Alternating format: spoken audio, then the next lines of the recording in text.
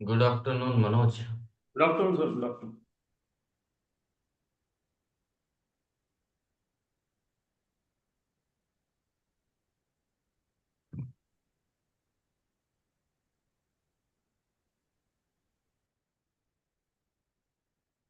We have 5-10 minutes more. 2:50 right now. Yes, yes. As soon as the madam join, we'll start. Okay. Okay.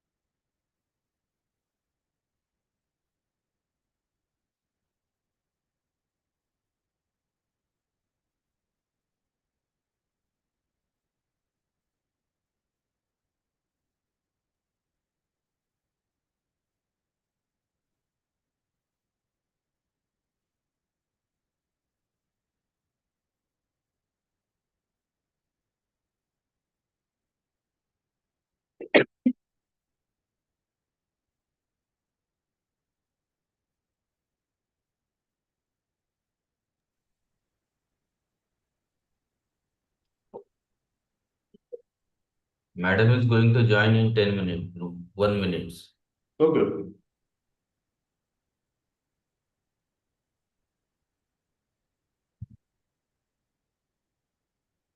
आपलं तो video पण आपण run करू शकलो असतो, लक्षात नाही. हा चालू होता तसं. हो का? बरं बरं. सोडायचं. ठीक आहे.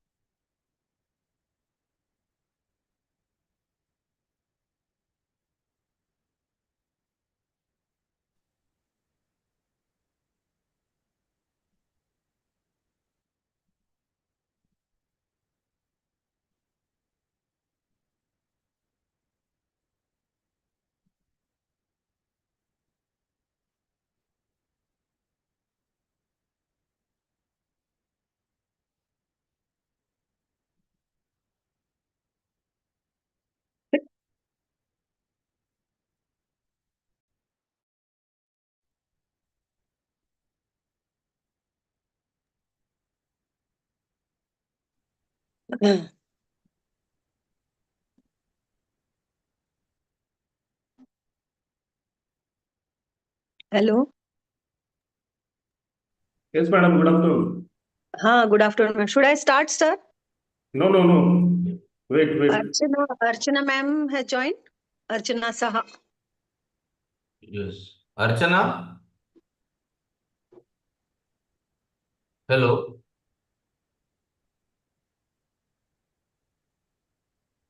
ये उनका ही प्रेजेंटेशन है। अर्चना? Yes. Okay, okay. Good You are afternoon. joined with Good afternoon. Good afternoon, ma'am. Good afternoon. Shall we start, sir? Yes. Good afternoon, and Good afternoon, sir. Good afternoon to all the participants. a very warm welcome to everyone. On behalf of SNJB's Sriman Suresh Dadaji College of Pharmacy, I, Dr. Manoj Kumar Mahajan, extend my sincere greetings to all the respected delegates, resource persons, faculty members, research scholars, and dear students joining us today for the day 3 of this 5-day online faculty and student development program, FDP-SDP, titled Innovative Approaches and Emerging Trends in Pharmacology, Teaching, Research, and Practice. I would like to begin by thanking each one of you for your continued enthusiasm and participation even on Sunday. The positive feedback we have received truly reflect the academic relevance of this program. Today is a day 3 themed on frontier areas in pharmacology and industrial linkage, future trends in pharmacology with rapid advancement in drug discovery and global interest in natural products. Understanding the evolving role of phytopharmacology is both timely and essential in today's era. So today's theme is designed accordingly to provide coverage to shape future therapeutics. Today, we have with us our resource person, Dr. Archana Negi, professor and former head and dean, Department of Pharmaceutical Sciences, Kumaon University, Nainital, to deliver the technical session on phytopharmacology and natural products of future therapeutics. Now, I'd like to request Dr. Vandana Raga to formally introduce our resource person.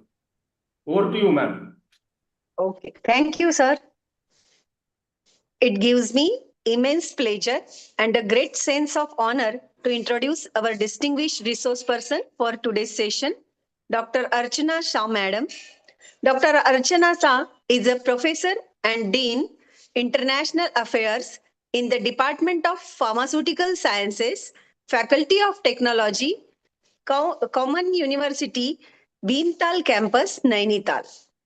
With over 2 decades of dedicated experience spanning teaching, research, and academic administration, she has made significant contributions to the field of pharmaceutical sciences. Dr. Archana ma'am holds a PhD from Common University, and her core areas of expertise include medicinal plant research, pharmacognosy, phytochemical screening, ethnopharmacology, traditional medicine, and pharmacological evaluation of medicinal plants. Her research work strongly bridges traditional knowledge with modern scientific validation, particularly in the area of Himalayan medicinal flora. Dr. Shah has successfully guided multiple PhD scholars and has supervised a large number of MPharm students, contributing to the development of skilled researchers and academicians. She has an impressive publication record, including numerous research and review articles in reputed high impact national and international journals, along with more than 20 book chapters published by globally renowned publishers such as Elsevier, Springer, Wiley, CRC Press, and Taylor and Francis. She is also a granted patent holder, reflecting her commitment to translational research and innovation. In recognition of her outstanding academic and research contributions, Dr. Shah has received several prestigious honors, including the Teacher of the Year Award, the Professor K.S. Waldia Research Award, and the Woman Empowerment Award. These accolades stand as a testimony to her excellence, leadership, and sustained commitment to higher education and research. In addition to her academic achievements, Dr. Shah has served in several important administrative and leadership roles, including Dean of Faculty, Head of the Department, Chairperson of the Institutional Animal Ethical Committee, Member of Academic and Executive Councils, and Nodal Officer for National and International University Rankings. Her active involvement in academic governance and quality assurance reflect her vision for institutional growth and academic excellence. So, today we are truly privileged to have such an eminent academician, researcher, and administrator with us. On behalf of the organizing committee of Shriman Suresh Dada Jain College of Pharmacy, I express my warm welcome to the respected Dr. Archana Samad, and we look forward to an enriching and insightful session. Over to you, ma'am. Thank you so much for a detailed introduction of mine. Thank you so much for that. Shall I start or something else we have to wait? No, no, no. You have to start. Okay, thank you so much, Dr. Aman.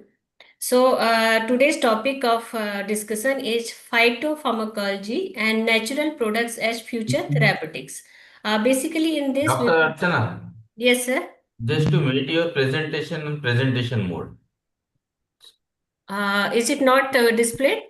It is there, but it is not in presentation mode. उसको presentation mode पे कर लो ना, full slide आएगा. Okay, okay. हाँ.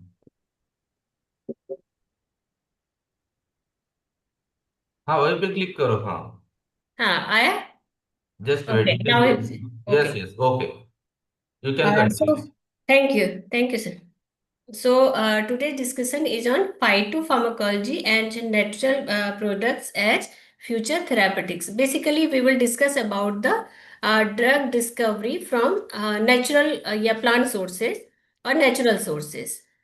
Because there are some difference between the natural products and plant sources, because natural products includes all the sources which are obtained from the natural, like maybe plant sources, maybe animal sources, mineral sources, and microbial sources also. So we will discuss about these things. So first thing is that what is phytopharmacology? Phytopharmacology, this is a scientific discipline. This is basically focused on the study of effects of plant-derived compounds into different biological systems, including animals, including human beings, and the potential therapeutic applications of the natural compounds or the plant compounds into the biological system. So this is interdisciplinary topic in which botanist, phytochemist, pharmacologist, they need to work together to contribute to modern healthcare. The plants are used since time immemorial in different traditional systems of medicine like Ayurveda, Siddha, homeopathy, and other traditional systems of medicine. If we want to introduce these phytoconstituents or the compounds from the natural sources into the modern healthcare system or the allopathic system of medicine. So we need to scientifically validate the usage of these natural products. So first thing is that to scientifically validate, and that should be exactly same. We have to go through the different clinical trials and preclinical trials, just like for the synthetic compounds. So there is a detailed study is required before the introduction of these phytoconstituents into the modern healthcare system. So phytopharmacology is basically just like in modern system, lots of drugs are from synthetic origin, and everything should be same as for phytoconstituents, except the sources of these compounds are from plants. So we need to identify the basic bioactive compounds rather than using the plants in crude forms. Like in traditional systems of medicine, basically we are using the drugs into either in the powder form or in the polyherbal formulation or the decoction, where there is the mixture of many compounds. We don't know the how many compounds are there. For example, we are using Chyawanprash in Ayurveda. It is containing 50-60 plants, and each plant is having a various number of compounds. So there is not a single or a definite number of compounds. But in modern system of medicine, we need to find out the bioactive compounds present in that particular plant. So there is need of detailed study about the phytoconstituents. Now, modern pharmacology relies on sophisticated techniques, including phytochemical profiling of a particular plant. If this plant is known to have the active role, or we have to perform the biological assays of these phytoconstituents, and different molecular biology techniques are required, and the identification of these compounds is required before introducing into the modern system of medicine. Uh, and for to introduce in the modern system, we need particular compound. Suppose initially opium was used for different problems, but later on the different compounds, active constituents were isolated from opium poppy, like morphine, codeine, thebaine. So isolation of active constituent is very important. Then, after the isolation of the active constituent, nowadays we are having many analytical techniques like UV, IR, NMR, mass spectroscopy, which is required to identify the isolated constituents and to establish the structure of these constituents. Then we can work further to find out the mechanism of these active constituents, and to find out the effectiveness or efficacy of the drugs into the biological systems, and to also find out the adverse effects of these compounds if there are any adverse effects. So detailed study is required before introducing the drug into the modern system of medicine. Now, the differences and similarity between phytotherapy and pharmacology. So these are the two terms. Phytotherapy, basically it involves the use of plant-derived medications to treat and prevent various diseases or ailments. And basically the roots of this phytotherapy is on the traditional system of medicine. Uh, in traditional systems, plants or extracts or the crude drugs were used in different forms, but there were some preparations like extracts, decoction, infusions, different forms of the plants were already used since time immemorial. But in pharmacology, on the other hand, is the branch of medicine that we already know that deals with the action of the chemicals. But these chemicals, it may be from the synthetic sources or it may be from the natural sources. So this here we have to establish the mechanism of that action, metabolism, that pharmacokinetic parameters we have to establish. So here we need to use the plant sources or the active constituents from the plant sources to introduce into the modern system, exactly same as for the synthetic compounds, so that we need to complete the pharmacology or to find out the mechanism of action, metabolism, and the potential side effects, toxicity even of the phytoconstituents. But nowadays it is very interesting that many compounds have been originated from the natural sources or based on the traditional usage of the medicinal plants, then introduced into the modern pharmacology. In further slides, we will see that many compounds are there which have been originated from the plant sources. So, you know that if you will see the flow chart of that, so a medicinal plant, it may be traditionally used. Okay, there are how we have to select the plant for any particular activity. This is another question. Suppose we are working on a project about the anti-diabetic activity. So how we will select the plant, which plant may have anti-diabetic activity or may have anti-cancer activity. So there are different aspects. It is not possible to select random selection of a plant.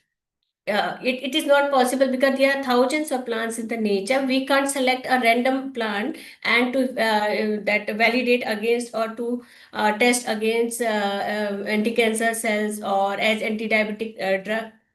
So there should be some basic criteria for that. So one of that very important criteria is the use of to observe the use of a particular plant in traditional system of medicine, or that is another branch which is called ethnopharmacology.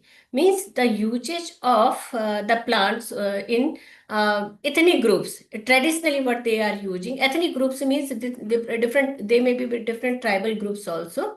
So if they are using certain plants for a particular type of disease or symptoms, that may be the source of this may plant have a particular type of activity. So many plants like we can say that cinchona bark. Cinchona bark was traditionally used by some community for the symptoms of malaria. Later on, it was quinine and other compounds were isolated, which were observed that they are having very good anti-malarial activity. So that is the source of information from the traditional use of the plants, which is also called as ethnopharmacology. Second thing is that we can select a particular plant based on its phytochemical profile. We know that certain type of compounds are having a particular type of activity. For example, anthraquinones are having that purgative type of action. So we know that Sena glycosides are anthraquinone glycosides. So they are having the purgative action. So that is another approach that these particular type of compounds are present on a particular plant. So this may have a particular activity against cancer. Suppose cytotoxic compounds are present in a plant, so it may have anti-cancer property. So there is a proper, that rather than random selection of plant, we have to check the basis of these plants, either phytochemical basis or the traditional uses, right? So based on that, we will select a certain plant for a particular activity. Then we have to work on that plant so that it can be used as a source for drug discovery and development, so that we will see in further slides. Then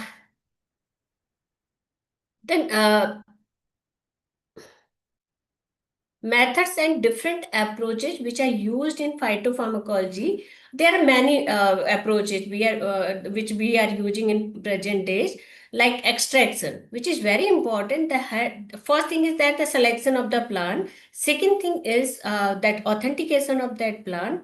Then we will go into the extraction. Now, extraction is very important. Before going into extraction, we have to select a proper solvent. Which solvent will be better for the extraction? I have generally seen in case of that research, mostly in case of pharmacology persons, what they are doing, they are generally they are selecting hydroalcoholic extract, 80% alcohol, and salts extraction they are generally used to carry on.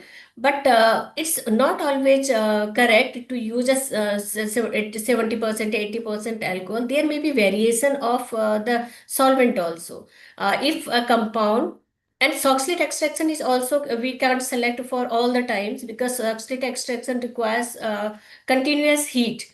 What if the compounds, which are active compounds, are thermolabile in nature, so that may be degraded during the oxalate extraction method. So the extraction process, which extraction process we will use, either we are using the cold maceration method or hot extraction method, and which solvent we have to use in which that desired compound is dissolved. So these are the important factors which we have to consider for extraction. Suppose a compound is polar in nature and we are using a non-polar solvent or intermediate polarity of solvent. So in that case, the extract will not show any activity. And similarly, if a compound is highly polar in nature and we are using non-polar solvent, vice versa, so in that case, there will be no biological activity will be observed. So we have to observe the solvent, selection of solvent, cost of solvent, its environmental hazards we have to see, and that the cost of solvent is also very important for a large scale production. So these are the different criteria which we have to notice during the extraction process.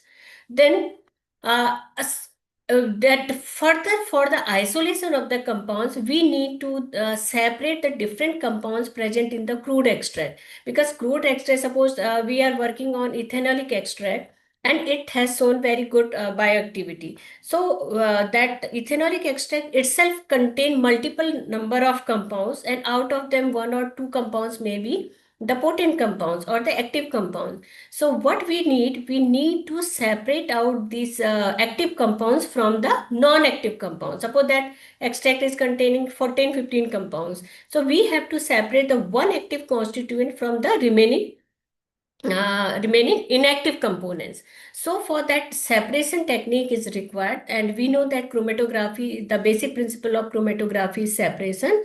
Nowadays we are having very sophisticated chromatographic techniques like GC, HPTLC, HPLC, which is causing the separation, qualitative identification, and quantitative estimation is also possible through these sophisticated chromatographic techniques. Then after that, we have to do the bioassays. Suppose we are working on anti-diabetic plants. So there is need to perform the anti-diabetic activity of the isolated the extracts, fractions, or the isolated compounds in that particular model. Suppose we find a particular isolated compound is having a very good anti-diabetic activity in case. So what we have to do, this compound or this isolated compound, it may be a new compound or it may already established compound. So for that, we need to find out the structure of that isolated compounds, which is called structure elucidation or characterization of the isolated compounds. Nowadays, we are having very sophisticated techniques for characterization. Like FTIR, we are having to find out the functional group present in that particular compound, and nuclear magnetic resonance, which is NMR. It may be the proton NMR or C13 NMR, to find out the different types of carbons present, number of carbons, environments of carbon, and environment of protons. We can find out through NMR spectroscopy.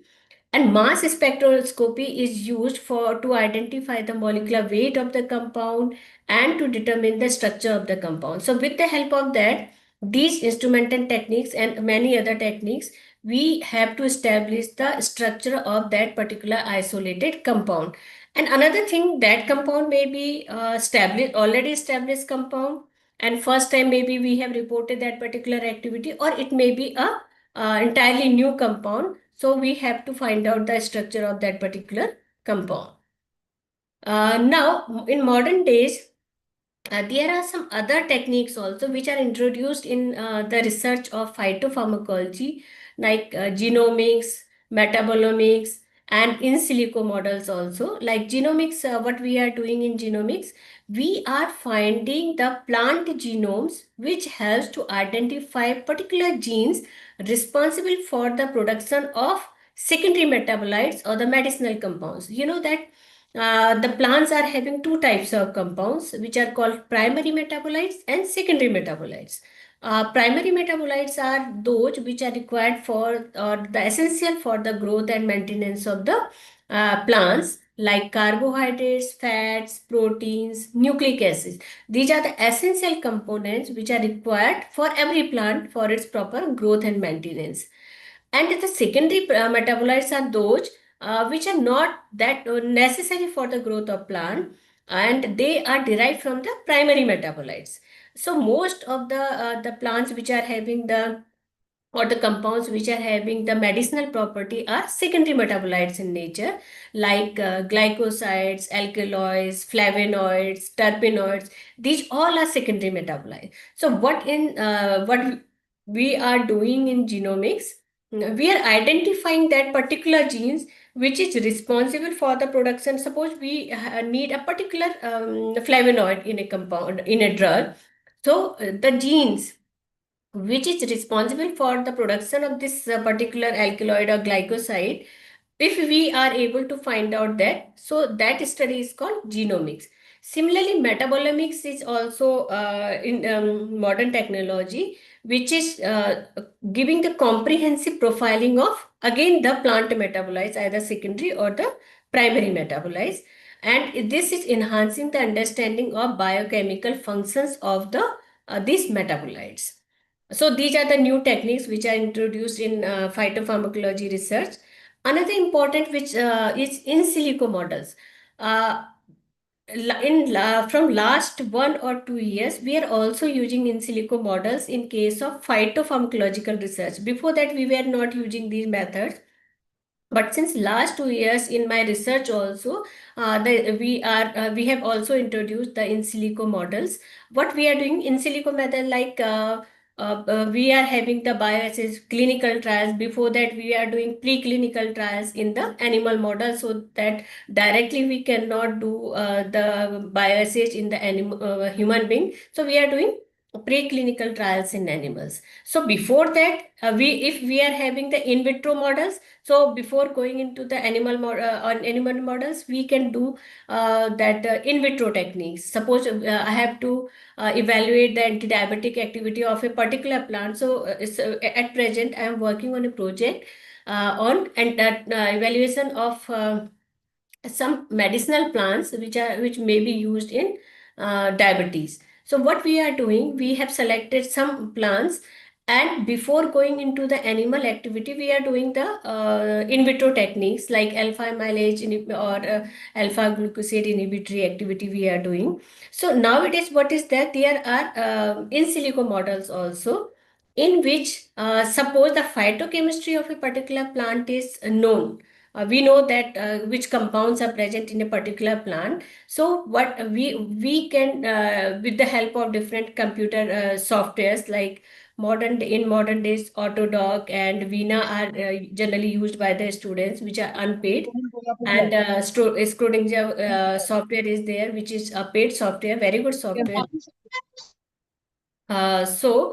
Students are using these softwares, so they are docking the that particular phytocompound which is present in plant with a receptor which is responsible for the or the target which is responsible for that particular disease. So this is giving some parameters, docking score we are generally saying. So if it is more negative, like some compound is having -12, -7.5.